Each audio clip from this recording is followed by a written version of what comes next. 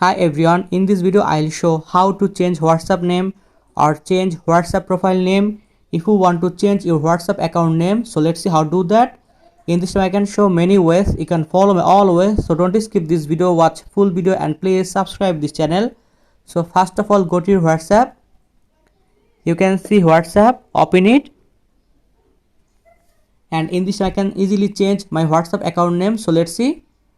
After that, right top corner, 3 button option, click on it. Choose and open settings.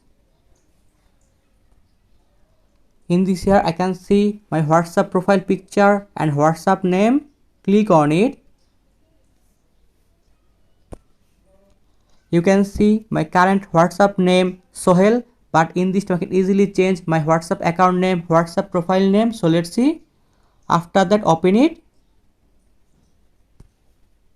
Enter your name and in this here write your new WhatsApp name, write your new WhatsApp account or profile name.